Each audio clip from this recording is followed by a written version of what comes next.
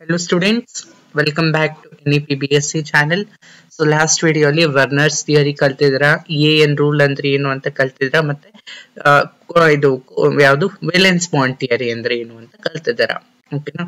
Coordination compounds ಅಲ್ಲಿ ಯಾವ ರೀತಿ ಸ್ಟೆಬಿಲಿಟಿಯನ್ನ ಎಕ್ಸ್ಪ್ಲೈನ್ ಮಾಡೋದು ಯೂಸಿಂಗ್ ದಿಸ್ ಥಿಯರೀಸ್ ಅನ್ನೋದನ್ನ ಕೂಡ ಕಲ್ತಿದ್ದೀರಾ. ಸೊ ಈ ವಿಡಿಯೋ ಅಲ್ಲಿ ಕ್ರಿಸ್ಟಲ್ ಫೀಲ್ಡ್ ಥಿಯರಿ ಅಂದ್ರೆ ಏನು, ಓಕೆನಾ. ಕ್ರಿಸ್ಟಲ್ ಫೀಲ್ಡ್ ಥಿಯರಿನ ಇನ್ ಡೆಪ್ತ್ ಸ್ವಲ್ಪ ನೋಡೋಣ.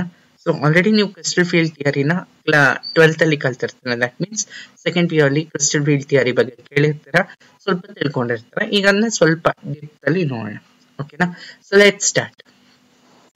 Crystal field theory is a model used in inorganic chemistry to explain the properties of coordination compounds, including their colors, magnetism, structure, stability, and reactivity. The theory was developed by physicists Hans Bethe and John Hasbrouck van Leck in the 1930s. So crystal field theory ಅನ್ನುವಂಥದ್ದು so coordination compounds ನ colour, magnetism, structure, stability, reactivity ಪ್ರತಿಯೊಂದನ್ನು explain ಮಾಡುವಂತ ಒಂದು theory. ಓಕೆನಾ. 1930s ಅಲ್ಲಿ Hans ಬೆತ್ ಮತ್ತೆ John ಹ್ಯಾಸ್ಬ್ರೋಕ್ van ಲೆಕ್ ಅನ್ನುವಂತ scientist ಏನ್ ಮಾಡ್ತಾರೆ, ಈ ಒಂದು ಥಿಯರಿನ ಫಾರ್ಮುಲೇಟ್ ಮಾಡ್ತಾರೆ. So the central assumption of crystal field theory is that metal-ligand interactions are purely electrostatic in nature. The theory considers the central metal atom or ion in a coordination complex as a positively charged hard sphere and the surrounding ligands as negatively charged point charges with lone pair of electrons. So ಅಂದ್ರೆ central crystal field ಥಿಯರಿನ ಒಂದು main assumption ಏನಪ್ಪಾ ಅಂತ ಹೇಳಿದ್ರೆ, metal ligand ಯಾವ ರೀತಿ interact ಆಗುತ್ತೆ. ಓಕೆನಾ. ಅಂದ್ರೆ relationship between metal and ligand is electrostatic in nature ಅಂತ ಹೇಳ್ತಾರೆ. ಅಂದ್ರೆ ಮೆಟಲ್ ಆಟಮ್ ನ ಒಂದು ಪಾಸಿಟಿವ್ ಸ್ಪಿಯರ್ ಅಂತ ಕನ್ಸಿಡರ್ ಮಾಡಿ, ಅದರ ಸುತ್ತ ಲಿಗ್ಯಾಂಡ್ಸ್ ನ ನೆಗೆಟಿವ್ ಅಯಾನ್ಸ್ ಅಂತ ಕನ್ಸಿಡರ್ ಮಾಡಿ, ಸೊ ಇದ್ರ ಮಧ್ಯೆ ಆಗುವಂತ ಇಂಟರಾಕ್ಷನ್ಸ್ ಕ್ರಿಸ್ಟಲ್ ಫೀಲ್ಡ್ ಥಿಯರಿ ಹೇಳುವಂಥದ್ದು. ಓಕೆನಾ. ಕ್ರಿಸ್ಟಲ್ ಫೀಲ್ಡ್ ಥಿಯರಿಲಿ ನೀವು ಒಂದು ಟರ್ಮ್ ನ ತಿಳ್ಕೊಬೇಕಾಗುತ್ತೆ, ಕ್ರಿಸ್ಟಲ್ ಫೀಲ್ಡ್ ಸ್ಪ್ಲಿಟ್ಟಿಂಗ್ ಅಂದ್ರೆ ಏನು ಅಂತ. ಓಕೆನಾ. When transition metals are not bonded to any ligand their d orbitals degenerate. So ಅಂದ್ರೆ ಟ್ರಾನ್ಸಿಷನ್ ಮೆಟಲ್ಸ್ ಯಾವುದೇ ಲಿಗ್ಯಾಂಡ್ ಗೆ ಬಾಂಡ್ ಆಗದಿರ ಇದ್ದಾಗ ಸೊ ಸೇಮ್ ಎನರ್ಜಿ ಇರುತ್ತೆ, ಪ್ರತಿಯೊಂದು ಡಿ ಆರ್ಬಿಟಲ್ಗೂ ಸೇಮ್ ಎನರ್ಜಿ ಇರುತ್ತೆ. However, when they start bonding with other ligand, due to different symmetries with the d orbitals and the inductive effect, the d orbitals split apart and become non-degenerate. So, ಅಂದ್ರೆ ಅದ್ರ ligands ಜೊತೆಗೆ ಯಾವಾಗ transition metals bond ಆಗುತ್ತೋ, symmetry of each orbital changes ಆಗುತ್ತೆ. ಪ್ರತಿಯೊಂದು d ಆರ್ಬಿಟಲ್ಗೂ symmetry change ಆಗುತ್ತೆ, ಮತ್ತೆ ಪ್ರತಿಯೊಂದು ಡಿಜೆನರೇಟ್ ಆಗುತ್ತೆ, ಅಂದ್ರೆ ಸ್ಪ್ಲಿಟ್ ಆಗುತ್ತೆ ಅಂತ ಅರ್ಥ. ಓಕೆನಾ. ಕ್ರಿಸ್ಟಲ್ ಫೀಲ್ಡ್ ಸ್ಪ್ಲಿಟ್ಟಿಂಗ್ ಅಂತ ನೀವು ಏನ್ ತಿಳ್ಕೊಬೇಕು ಅಂತ ಹೇಳಿದ್ರೆ, ಮೇನ್ಲಿ ಕ್ರಿಸ್ಟಲ್ ಫೀಲ್ಡ್ ಥಿಯರಿಯಲ್ಲಿ ನಾವು ಟ್ರಾನ್ಸಿಷನ್ ಮೆಟಲ್ಸ್ ನ ಬೇಸಿಕಲಿ ನೋಡ್ತೀವಿ ಇಲ್ಲಿ. ಓಕೆನಾ. ಡಿ ಆರ್ಬಿಟಲ್ಸ್ ಯಾವ ರೀತಿ ಸ್ಪ್ಲಿಟ್ ಆಗುತ್ತೆ ಅನ್ನೋದನ್ನ ನೋಡ್ತೀವಿ. ಓಕೆನಾ. ಸೊ ಇಲ್ಲಿ ನೋಡಿ, ಈಗ ಇದು ಒಂದು ಏನು ಯಾವ ರೀತಿ ನಡೆಯುವಂಥದ್ದು ಅನ್ನೋಂಥದ್ದನ್ನ ನೋಡೋದಾದ್ರೆ, ಫಸ್ಟ್ ಒಂದು ಫ್ರೀ ಅಯೋನ್ ಇರುತ್ತೆ. ಓಕೆನಾ. ಸೊ ಆಗ ಫ್ರೀ ಅಯೋನ್ ಏನಾಗುತ್ತೆ, ಮೆಟಲ್ ಮತ್ತೆ ಲಿಗ್ಯಾಂಡ್ಸ್ ನ ಚಾರ್ಜಸ್ ನ ಮಧ್ಯೆ ಏನಾಗುತ್ತೆ, ಒಂದು ಫೋರ್ಸ್ ಇದೆ ಅಂತ ತಿಳ್ಕೊಳ್ಳೋಣ. So attraction between metal and ligand charges ಮತ್ತೆ ಅದರ ಮಧ್ಯೆ ಆಗ್ತಾ ಇರುವಂತ ರಿಪಲ್ಷನ್ ಸ್ವಲ್ಪ ಕಮ್ಮಿ ಇರುತ್ತೆ.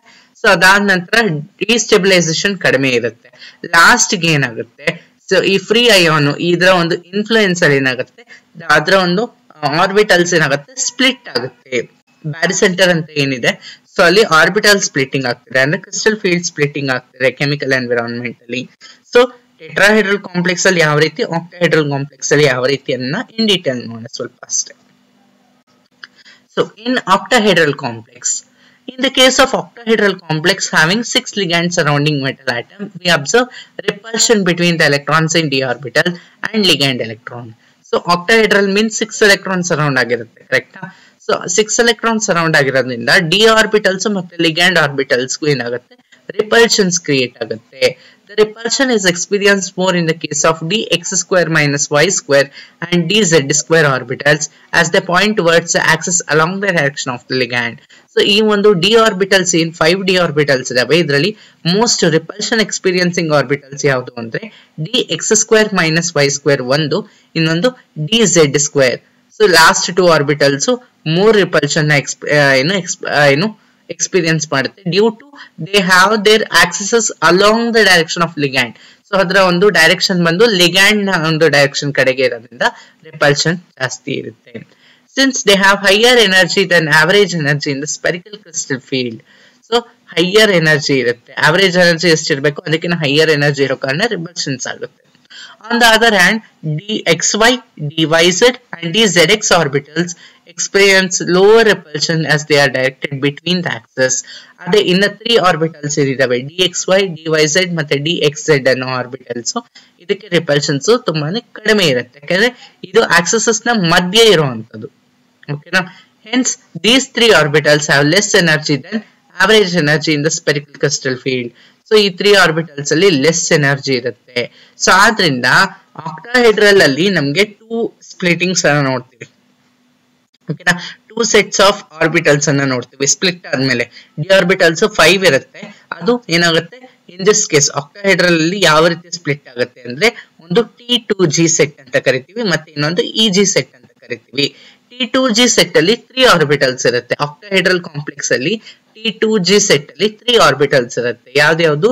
dxy, dyz, dxz, ಯಾಕಂದ್ರೆ ಲೋವರ್ ರಿಪಲ್ಷನ್ಸ್ ಆಗುತ್ತೆ. ಇನ್ನೊಂದು EG ಅಂದ್ರೆ ಡೈರೆಕ್ಟ್ ರಿಪಲ್ಷನ್ಸ್ ಆಗುವಂತದ್ದು. ಯಾವುದು? dx² - y² and dz² with higher energy. ಅದನ್ನೇ ಈ ಡಯಾಗ್ರಾಮ್ ಅಲ್ಲಿ ತೋರಿಸಿದ್ದಾರೆ. ಮೇಲೆ ನೋಡಿ, dx² - y² ಒಂದು ಮತ್ತೆ dz² ಹೈಯರ್ ರಿಪಲ್ಷನ್ಸ್ ಇರುವಂತದ್ದು ಒಂದ್ ಕಡೆಗೆ ಹೋಗುತ್ತೆ. T2G ಸೆಟ್ ಬಂದು ಕೆಳಗಡೆಗೆ ಬರುತ್ತೆ, dxy, dyz ಮತ್ತೆ dxz. ಓಕೆನಾ? ಸೊ ಅದ್ರ ಮಧ್ಯೆ ಇರುವಂತ ಒಂದು ಸೆಂಟರ್ ಆಫ್ ಲೈನ್ ನ ನಾವು ಬ್ಯಾರಿ ಸೆಂಟರ್ ಅಂತ ಕರಿತೀವಿ. ಸೊ ಓಕೆನಾ? ಡಿ ಆರ್ಬಿಟಲ್ 5 ಫೋಲ್ಡ್ ಅಲ್ವಾ, ಸೊ ಅದು ಡಿಜನರೇಟ್ ಅಂದ್ರೆ ಸ್ಪ್ಲಿಟ್ ಆಗ್ತದೆ. ಓಕೆನಾ? So the splitting of degenerate level in presence of ligand is known as crystal field splitting. The difference between the energy of T2G and EG level is denoted by delta naught. Delta naught ಅಂತ ಅಥವಾ delta ಓ ಅಂತ ಕರಿತೀವಿ. So ಈ delta not ಅಥವಾ delta ಓ ಅಂದ್ರೆ octahedral complex ಅಲ್ಲಿ splitting ಆಗ್ತಾ ಇದೆ ಅಂತ. Some ligands tend to produce strong field, thereby causing large crystal field splitting, whereas some ligands tend to produce weak field, thereby causing small crystal field splitting.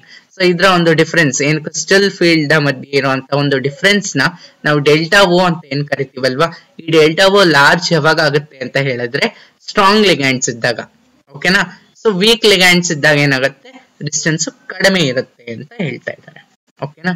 So next tetrahedral complexes ಅಲ್ಲಿ ನೋಡಿದಾಗ normal ಆಗಿ tetrahedral complexes ಅಲ್ಲೂ similar type ಆಗುತ್ತೆ. So but ಇಲ್ಲಿ ಏನಾಗುತ್ತಪ್ಪ ಅಂತ ಹೇಳಿದ್ರೆ, the splitting of 5-fold degenerate d orbitals of metal ion into 2 levels in a tetrahedral crystal field is the representation of 2 sets in the orbitals is TD ಅಂತ represent ಮಾಡ್ತೀವಿ. The electron in dz x² - y² and dz² orbital are less repelled. So ಅಲ್ಲಿ higher repulsion ಇತ್ತು, ಇಲ್ಲಿ less repelled by the ligands than the electrons present in dxy, dyz and dzx. As a result, the energy of dxy, dyz and dxz are raised, while that of dx² - y² and dz² orbitals are lowered. Compared to octahedral complex is the complete ulta ನೀವು ಓದ್ತಾ ಇದ್ದೀರಾ ಅಲ್ವಾ. There are only 4 ligand in TD complexes and therefore the total negative charge of 4 ligand and hence the ligand field is less than that of 6 ligand. ಅಲ್ಲಿ 6 ligands ಇತ್ತು, ಅದರಿಂದ ಅಲ್ಲಿ ಸ್ವಲ್ಪ changes ನ ಕಡಿಮೆ ನೋಡಿದ್ವಿ. ಇಲ್ಲಿ ಕಡಿಮೆ ಫೀಲ್ಡ್ಸ್ ಇದಾವೆ, ಆದ್ರಿಂದ ರಿಪಲ್ಷನ್ಸ್ ಯಾವ್ದಕ್ಕೆ ಚೇಂಜ್ ಆಯ್ತು ಅಲ್ವಾ. So the direction of orbitals do not coincide with the direction of ligands. Thus, the repulsion in tetrahedral coordination compound yield 2 energy level. ಅಲ್ಲಿ T2G ಮತ್ತೆ EG ಅಂತ ಕರಿತಾ ಇದ್ವಿ, ಬಟ್ ಇಲ್ಲಿ ಜಸ್ಟ್ T2 ಮತ್ತೆ E ಅಂತ ಕರಿತೀವಿ. T2 ಅಲ್ಲಿ dxy, dyz ಮತ್ತೆ dzx ಬರುತ್ತೆ, ಹೈಯರ್ ರಿಪಲ್ಷನ್ ಫೇಸ್ ಮಾಡುವಂತದ್ದು. ಅಂಡ್ E ಅಲ್ಲಿ ಬಂದು set of 2 orbitals dx² - y² and dz² ಬಂದು ಇಲ್ಲಿರುತ್ತೆ, ಲೋವರ್ ಎನರ್ಜಿ ಇರುವಂತದ್ದು. ಓಕೆನಾ? ಸೊ ಇಲ್ಲಿ ನೋಡಿ ಕಂಪ್ಲೀಟ್ ಚೇಂಜ್ ಅಲ್ವಾ. ಸೊ ಇಲ್ಲಿ ನೋಡಿ ಬ್ಯಾರಿ ಸೆಂಟರ್ ಇದೆ, ನಾರ್ಮಲ್ ಆಗಿ ಮೇಲೆ 3 ಇದೆ, ಕೆಳಗಡೆ 2 ಇದೆ. ಸೊ ಬಟ್ ಇಲ್ಲಿ ರಿಪಲ್ಷನ್ಸ್ ಏನಾಯ್ತು, ಚೇಂಜ್ ಆಯ್ತು. ಮೇಲೆ ಇರೋದು ಹೈಯರ್ ರಿಪಲ್ಸಿವ್, ಕೆಳಗಡೆ ಇರುವಂತದ್ದು ಮಿನಿಮಮ್ ರಿಪಲ್ಷನ್ ಇದೆ. ಓಕೆನಾ? The crystal field splitting in a tetrahedral complex is intrinsically smaller in an octahedral field because there are only 2/3 as many ligands as they have a less direct effect of these orbitals. The relative stabilizing effect of E will be -6 dq and the destabilizing effect of T2 set will be +4 dq. ಇದನ್ನ ನೀವು ತಿಳ್ಕೊಂಡಿದ್ರು just octahedral complex ಅಂತ ತಿಳ್ಕೊಂಡ್ರೆ tetrahedral complex ಗೆ ಈಸಿಯಾಗಿ ನೀವು ತಿಳ್ಕೋಬಹುದು. ಓಕೆನಾ. So levels ಗೊತ್ತಿರಬೇಕು, ಯಾವ್ದು ಹೈಯರ್ ರಿಪಲ್ಷನ್ ಇರುತ್ತೆ, ಯಾವ್ದು ಹೈಯರ್ ಎನರ್ಜಿ ಇರುತ್ತೆ, ಯಾವ್ದು ಲೋವರ್ ರಿಪಲ್ಷನ್, ಯಾವ್ದು ಲೋವರ್ ಎನರ್ಜಿ ಇರುತ್ತೆ, ಎಷ್ಟು ಹೇಳ್ಕೊಟ್ರೆ ಮುಗ್ದೋಯ್ತು. ಓಕೆನಾ. So this is all about crystal field theory. ಓಕೆನಾ. ನೆಕ್ಸ್ಟ್ ವಿಡಿಯೋ ಅಲ್ಲಿ ಕ್ರಿಸ್ಟಲ್ ಫೀಲ್ಡ್ ಸ್ಟೇಬಿಲೈಸೇಷನ್ ಎನರ್ಜಿ ಅಂದ್ರೆ ಏನು ಅನ್ನೋದನ್ನ ಡಿಸ್ಕಸ್ ಮಾಡೋಣ. So that's it for today. If you like this video, please like, share and subscribe to my channel. Thanks for watching.